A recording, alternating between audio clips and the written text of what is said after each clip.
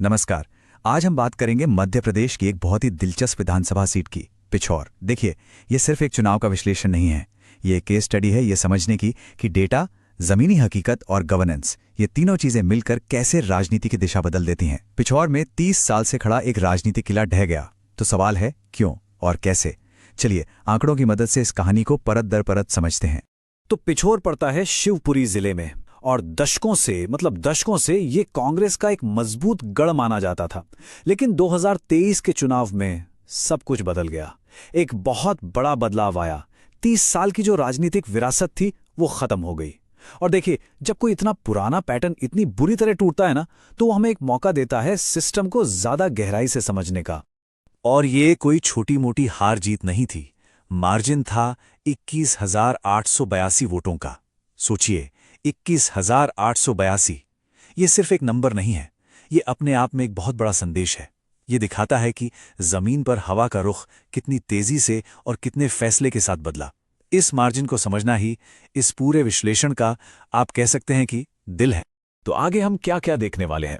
पहले तो ये किला गिरा कैसे, फिर पिछौर के लोगों के असल मुद्दे क्या हैं, उनकी नब्ज क्या कहती है, आंकड़े क्या कहानी सुना रहे हैं, इस नतीजे के पीछे के सिस्टमिक कारण क्या थे, और यहां से आगे गवर्नेंस का एक ब्लूप्रिंट, एक रोड मैप क्या हो सकता है, और आखिर में कि खोया हुआ जनादेश वापस पाने का रास्ता क्या है। चलिए अब चुनावी नतीजों से थोड़ा हटकर जमीन पर उतरते हैं।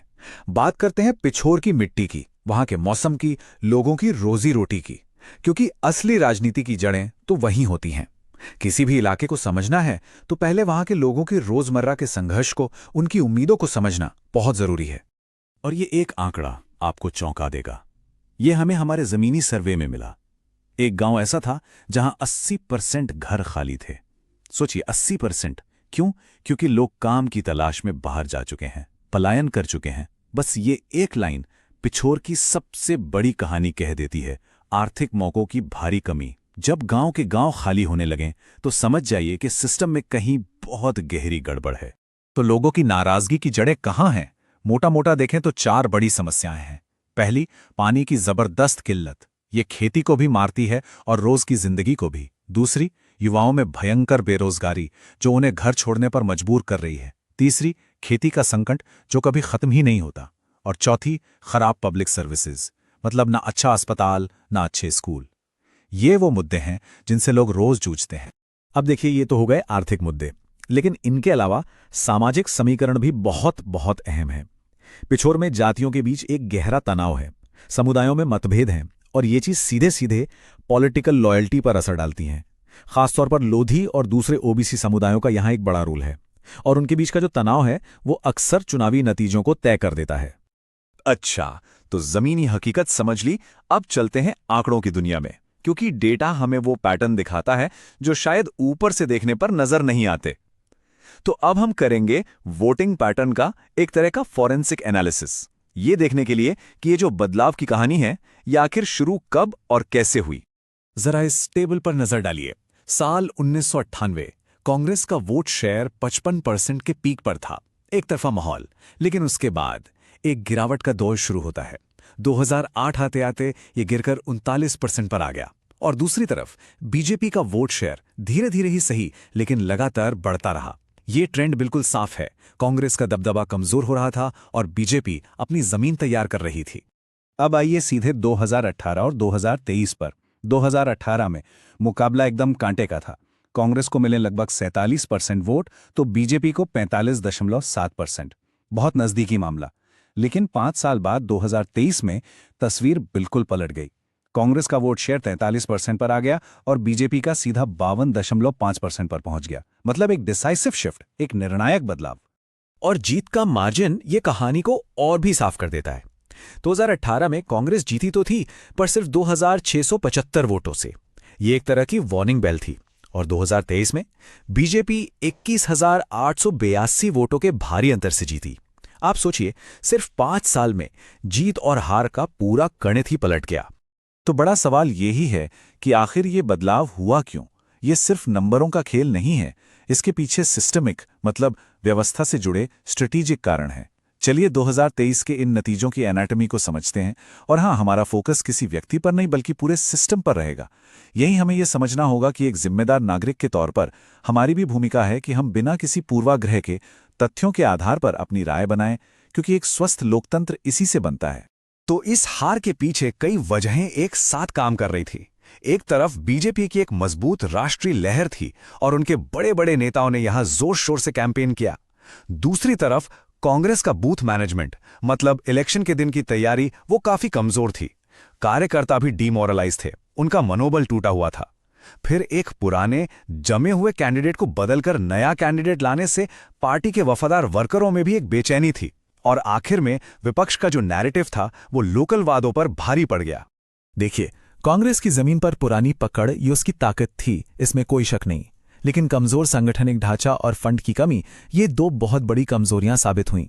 होता क्या है कि जब आपका कैडर हतोत्साहित हो और आप एक पुराने लीडर से एक नए चेहरे पर शिफ्ट करते हैं, तो जमीनी नेटवर्क को संभालना बहुत मुश्किल हो जाता है। पिछौर में बिल्कुल यही हुआ। तो ठीक है, अब तक हमने प्रॉब्लम को डायग्नोस किया, उसका विश्लेषण किया। लेकिन किसी भी विश्लेषण का मकसद सिर्फ समस्या समझना नहीं होता, बल्कि समाधान की तरफ बढ़ना होता है। तो अब हम इस एनालिसिस को एक एक्शन प्लान में बदलेंगे, गवर्नेंस के लिए एक साफ प्रैक्टिकल ब्लूप्रिंट।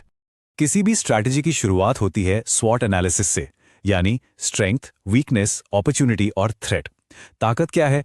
कांग्रेस की पुरानी जमीनी पकड़ और एक युवा उम्मीदवार। कमजोरी, हतोत्साहित कैडर और पैसे की कमी। अवसर, युवाओं में गुस्सा और पानी बिजली जैसे जरूरी मुद्दों पर मौजूदा सरकार की नाकामी। और खतरा, बीजेपी का नेशनल मोमेंटम और सोशल मीडिया पर चलने वाला डिसइंफॉर्मेशन। अब इसी स्वॉट के आधार पर एक 4 हिस्सों वाली स्ट्रैटेजी बन सकती है। पहला है ग्राउंड गेम, मतलब जमीन पर काम और लोगों की बुनियादी जरूरतों पर फोकस। दूसरा, कम्युनिटी आउटरीच, यानी अलग अलग जातियों और समुदायों तक पहुंचना। तीसरा, यूथ एंड डिजिटल एंगेजमेंट। और चौथा, नैरेटिव, यानी अपनी कहानी को सही ढंग से कहना। तो स्ट्रैटेजी की शुरुआत कहां से हो? इसे काम की सीट बनाने के आइडिया से। मतलब पूरा फोकस लोगों के असल मुद्दों पर हो। पानी की सप्लाई, टूटी सड़कें, खराब इंफ्रास्ट्रक्चर, इन समस्याओं को पकड़ना और उनका ठोस समाधान देना। जब लोगों को दिखेगा कि आप उनके रोज के मसले हल कर रहे हैं, तो भरोसा अपने आप बनना शुरू होगा। और इसके साथ साथ सामाजिक समीकरणों को भी फिर से साधना होगा। खासतौर पर लोधी और यादव समुदाय, जो बहुत अहम है, उनके साथ फिर से जुड़ना जरूरी है। और हां, आज के जमाने में युवाओं तक पहुंचे बिना तो काम चलेगा नहीं। तो इंस्टाग्राम रील्स और व्हाट्सएप जैसे डिजिटल प्लेटफॉर्म का इस्तेमाल करके युवा वोटरों में एक नई एनर्जी भरनी होगी। अब आता है चौथा और सबसे जरूरी हिस्सा, नैरेटिव। मतलब पूरी चुनावी लड़ाई को नेशनल मुद्दों से खींचकर लोकल फेलियर्स और अधूरे वादों पर ले आना। कैंडिडेट को एक बड़े नेता की तरह नहीं, बल्कि अपने ही समाज के बच्चे की तरह पेश करना होगा। एक ऐसा इंसान जो उनके लिए उनके बीच खड़ा है। देखिए, स्ट्रैटेजी कागज पर बनाना एक बात है और उसे जमीन पर उतारना बिल्कुल दूसरी। जनादेश का रास्ता विश्वास को दोबारा बनाने से होकर गुजरता है। और यह कोई एक दिन का काम नहीं है, ये रोज लगातार करना पड़ता है। तो चलिए देखते हैं कि इस स्ट्रैटेजी को लागू करने के लिए ठोस कदम क्या हो सकते हैं। इसे हम एक 90 दिन के प्लान के तौर पर देख सकते हैं, एक सीढ़ी की तरह। पहले 30 दिन सिर्फ सुनो और काम करो। गांव-गांव जाओ, लोगों की शिकायतें सुनो और जो छोटी मोटी समस्याएं तुरंत हल हो सकती हैं उन्हें करो। अगले 30 दिन मुद्दों पर कैंपेन चलाओ, जैसे बेरोजगारों के लिए जॉब फेयर या हेल्थ कैंप। और आखिरी 30 दिन मास मोबिलाइजेशन, यानी बड़े पैमाने पर लोगों को अपने साथ जोड़ना। और इस पूरे प्रोसेस में डिजिटल की भूमिका बहुत बहुत ही अहम है। गांव के लेवल पर व्हाट्सएप ग्रुप बनाना ताकि सही मैसेज पहुंचे, लोकल भाषा में छोटे छोटे वीडियोस बनाना, झूठ और अफवाहों से लड़ने के लिए फैक्ट चेक सेल बनाना, और 18 से 30 साल के युवाओं के लिए टारगेटेड एड्स चलाना। और यहां एक बहुत जरूरी बात है, लोगों से संवाद करते हुए उनकी प्राइवेसी और सहमति का पूरा सम्मान करना। भारत के डेटा प्रोटेक्शन कानून भी हमें यही सिखाते हैं कि हर व्यक्ति का डेटा उसका अपना है। विश्वास तभी बनता है जब हम उनकी निजता का सम्मान करते हैं। तो आखिरी सवाल यही बचता है, क्या डेटा पर आधारित, जमीनी मुद्दों पर केंद्रित और डिजिटल तरीकों से लैस एक ब्लूप्रिंट 30 साल पुरानी विरासत को दोबारा खड़ा कर सकता है? जवाब तो खैर वक्त ही देगा, लेकिन एक बात तय है, भविष्य की राजनीति इसी रास्ते पर चलेगी। डेटा, जमीनी हकीकत और लोगों से सीधा सच्चा संवाद। अगर आप भी एक जन केंद्रित लीडर बनना चाहते हैं, अपने क्षेत्र को आगे ले जाना चाहते हैं, तो blueprintstrategies.ai से जुड़े।